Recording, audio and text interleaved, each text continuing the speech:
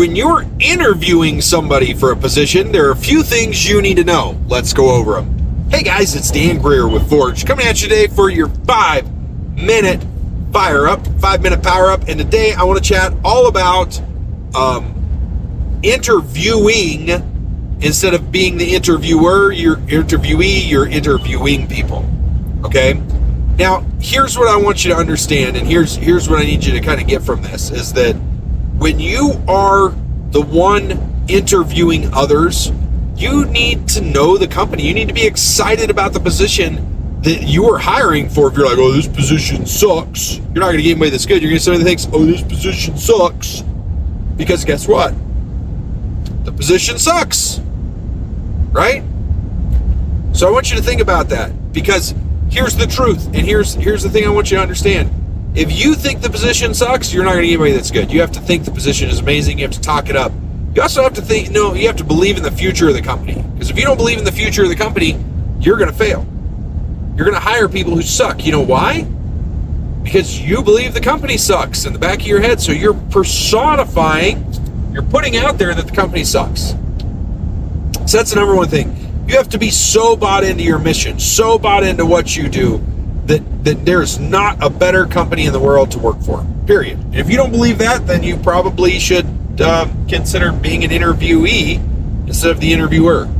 Just saying, okay? Thank you where I'm saying with that. Anyways, the next thing I want you to think about is this. As you're being it, you should give them time to talk. One of the biggest things that I do in every single position that I come in, that I interview for, is I literally ask the same questions. I go in and I say, cool, tell me a little bit about yourself. Personal or professional? Whatever you want to share. We have 15 minutes. If you take 15 minutes to tell me all about yourself, you're probably not going to be a good fit. I don't tell them that, but I go, whatever you want to share. We have about 15 minutes for this conversation. And then that does is that sets the tone and the pace. Oh, I'm going to stick to professional. Perfect. And they tell me about their professional history. Amazing. Okay. Now what's next? Tell me what's next. What do you know about this? What questions? I ask them, what questions do you have about this position? That tells me whether they read the actual thing before they applied. Well, it says you cover this, and this. Do you guys really do that? All of that for all of your clients? Well, we do it for the clients that want it. Yeah. We help them out. That's amazing. Oh, that's so cool. Yeah, we believe in freedom, and we believe in helping our customers and taking care of them. Not being pigeonholed or doing one thing or being siloed. We want everybody to be able to do everything. What other questions do you have about us or about the company? This is the whole first interview. 15 minutes of me asking them questions. And you know what I'm trying to do? I'm trying to see if they will ask me a question. I want them to ask me something pertinent, because it tells me where their mind is and what they're thinking about. Because if their mind is only on them and not about the company's success, they will not ask any questions about the company's growth. They won't ask any questions about any of that. It'll all be about, what's the schedule? What's the pay? What's this? What's that? Are there any benefits? How much time off do I get? Right? Do you see what I'm saying? But when they ask good quality questions, and I can get them to ask questions, that's why my whole first interview is only like 15 minutes. It's over the phone. I don't even bring somebody in the office. I don't take time to meet with them on Teams until they pass the 15-minute one, because I can go from, like this last time, I'm just gonna be real with you, we had 100 applicants. I went from 100 applicants to 14, it was 126, something like that, 123. Went from like 123 applicants to 14 interviews. I had 14 phone calls. Out of 14 phone calls, all but one showed up, so I had 13 calls that day. Out of 13, we did 5 second interviews. So I spent I don't know how much time on 13 interviews times 15 minutes, 20 minutes, some of them.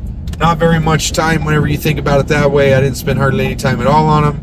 So I went from those, okay, to having that down to 5 45 minutes, hour-long interviews. Okay? Why 5? Why 5? I went from 100 to 5. That means I cut 5% of the people made it through to like a real interview. And it's because Out of all of them, I can tell within 10 minutes whether somebody's going to be a good fit for my company or not. Very easily. And you should be able to too.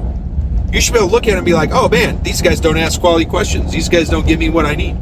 And so if that's happening, then you need to change your method until you're doing that. So I'm going to encourage you, the next time you do an interview with somebody and you're the interviewer, ask them, your whole job is just to ask them questions. I want you to have 25 questions to ask them.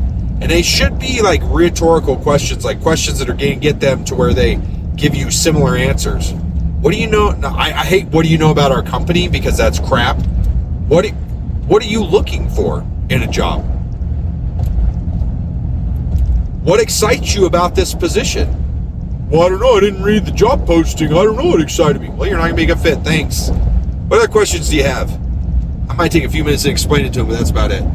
You guys, I ran over my 5 minutes. I'm so sorry. I'm a minute over. I hope you're still with me. Hope you enjoyed. We'll talk to you later. Have a great day. Hey, grab a copy of my book, Grit, Grease, and Grace, Leadership Forged in the Trenches.